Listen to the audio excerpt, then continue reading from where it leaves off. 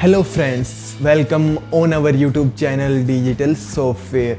Friends, पिछली video में हमने मल्टी स्कूल मैनेजमेंट सॉफ्टवेयर के बारे में डिस्कशन किया था और इस वीडियो में हम एडवांस हॉस्पिटल मैनेजमेंट सॉफ्टवेयर के बारे में डिस्कशन करने वाले हैं।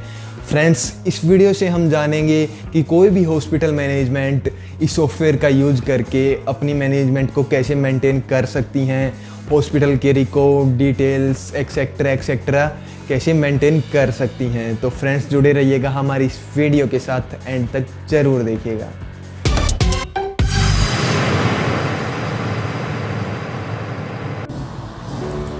फर्स्टली हमें सॉफ्टवेयर पर लॉगिन करना है। जैसे ही हम लॉगिन करेंगे हमारा सॉफ्टवेयर जो है ओपन हो जाएगा।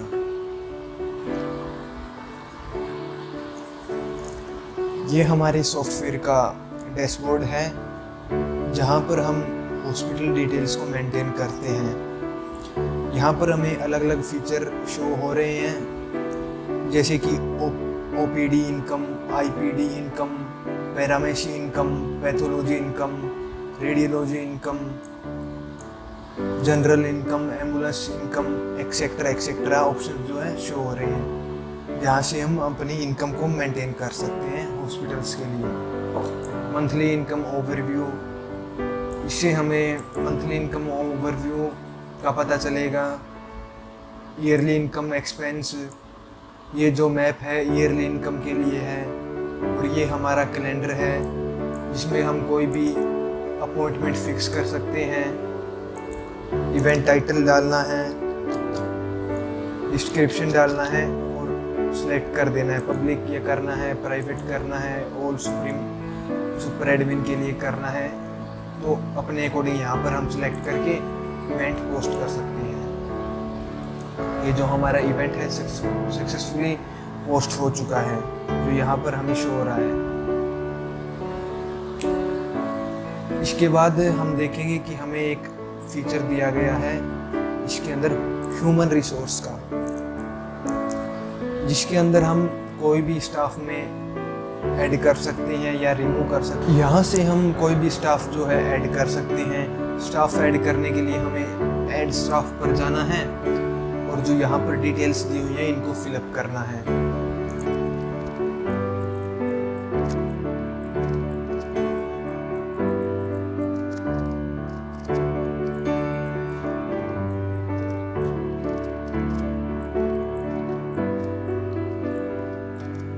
सेव पर क्लिक करते ही हमारा जो स्टाफ है जो ऐड हो चुका है। हमने डॉक्टर ऐड किया था डेमो 23 नेम से, तो ये हमारा डॉक्टर ऐड हो चुका है। इसके बाद सबसे ऊपर देखेंगे कि ओपीडी का फीचर है, जहाँ पर हम ओपीडी पेशेंट को मैनेज कर सकते हैं, पेशेंट को ऐड कर सकते हैं।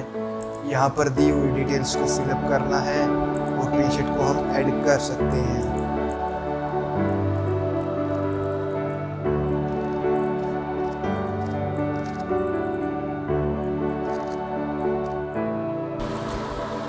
ये जो हमारा पेशेंट है वो ऐड हो चुका है, सिर्फ सेव पर क्लिक करना है।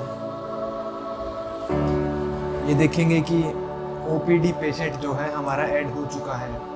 पेशेंट नेम ये रखा है हमने, पेशेंट आईडी ये है। ये सब डिटेल जो हमने फिल की थी यहाँ पर ऐड हो चुकी है। अगर इन डिटेल्स को हमें डाउनलोड करना है या फिर हमें इनको प्रिंट करना है तो इसके लिए यहाँ पर अलग से फीचर्स दिए हुए हैं, प्रिंट के लिए और पीडीएफ डाउनलोड के लिए एक्सेट्रा फीचर्स जो है ये रहे यहाँ पर हमें मिल जाएंगे। इसके बाद जो है हमारा पैरामेसी का फीचर आता है। इसके अंदर हम क्या कर सकते हैं कि कोई भी बिल जनरेट कर सकते हैं मेडिसिन के लिए या फिर पेशेंट के लिए।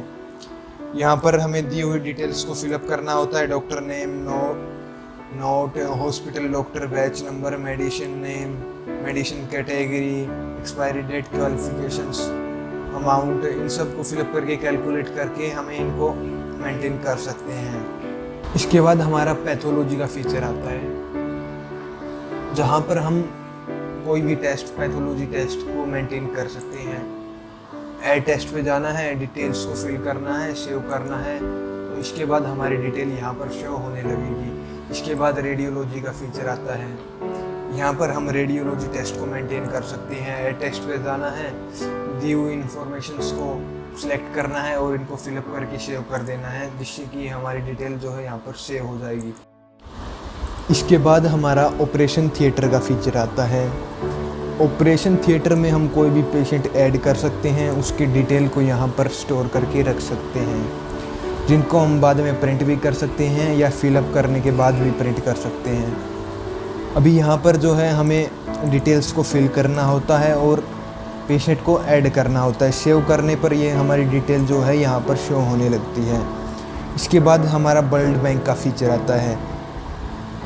इसके अंदर हम ब्लड डोनेट करने वाले के डिटेल को फिल कर सकते हैं या ब्लड से अनदर इशू हैं जो उनको मेंटेन कर सकते हैं। डोनर डिटेल यहाँ पर हम मेंटेन कर सकते हैं। अभी हमने कोई डोनर ऐड नहीं किया है, इसलिए तो हमें ये शो नहीं हो रही है। तो ऐड ब्लड डोनर पर जाना है, उसका नेम डालना है।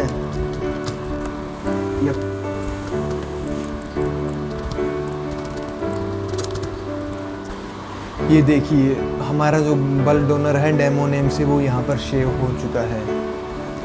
तो ये बड़ा ही इजी फीचर है जिसको यूज करना काफ़ी इजी है। इसके बाद हमें TPA मैनेजमेंट का फीचर मिलता है।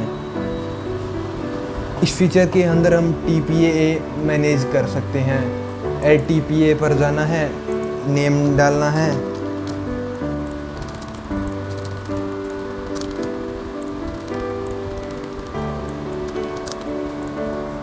ये देखिए ये TPA रिकॉर्ड यहाँ पर हमारा डल चुका है। बड़ा ही सिंपल प्रोसीजर है। इसके बाद फाइनेंस का ऑप्शन आता है, जिसके अंदर हम अपनी इनकम को मैनेज कर सकते हैं। इनकम लिस्ट, यहाँ पर हम हमारी इनकम जो है ऐड कर सकते हैं। दी हुई डिटेल्स को फिल करना है और सेव कर देना है, जिससे कि ये हमारी डिटेल्स जो है यहाँ पर सेव हो जाएंगी। एक्सपेंस, फाइनेंस में ही एक्सपेंस का फीचर दिया गया है, जहाँ पर हम कोई भी एक्सपेंस लिस्ट जो है ऐड कर सकते हैं और डिटेल को स्टोर करके रख सकते हैं। इसके बाद एम्बुलेंस का फीचर आता है। एम्बुलेंस में क्या है, हॉस्पिटल्स के लिए मतलब पेशेंट के लिए हॉस्पिटल में एम्बुलेंस सर्विस होती है, तो उसको मैनेज करने के लिए हॉस्पिटल्स को काफ़ी प्रॉब्लम्स का सामना करना पड़ता है, लेकिन इस सॉफ्टवेयर को यूज़ करके हम इसे बड़ा इजीली कर सकते हैं। ऐड एम्बुलेंस पर जाना है, दी हुई डिटेल्स को फिल करना है,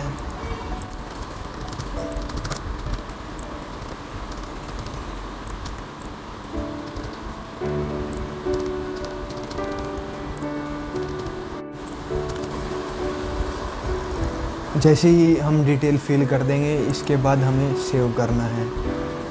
अब हम देखेंगे कि एम्बुलेंस लिस्ट में जो है व्हीकल नंबर डेमो यहाँ पर ऐड हो चुका है। व्हीकल मॉडल ये शो हो रहा है और ड्राइवर नेम भी शो हो रहा है। बाकी ड्राइवर की जो डिटेल हैं वो भी हमें शो हो रही हैं। इसके बाद हमारा बर्थ एंड डेथ रिकॉर्ड का फीचर आता है, जहाँ पर हम किसी भी बेबी की बर्थ या फिर किसी पेशेंट की डेथ का रिकॉर्ड मेंटेन कर सकते हैं। सिंपल प्रोसीजर है, ऐड बर्थ रिकॉर्ड्स पर जाना है और डिटेल्स को फिलअप करना है।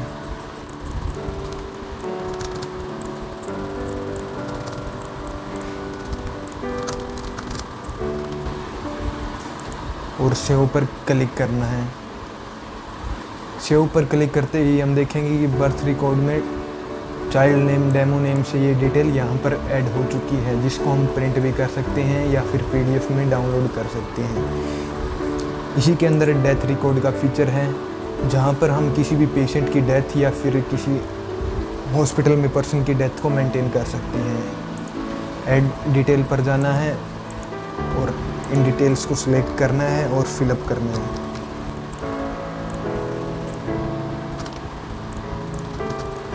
सेव पर क्लिक करते ही ये हमारी डिटेल है यहाँ पर सेव हो जाएगी।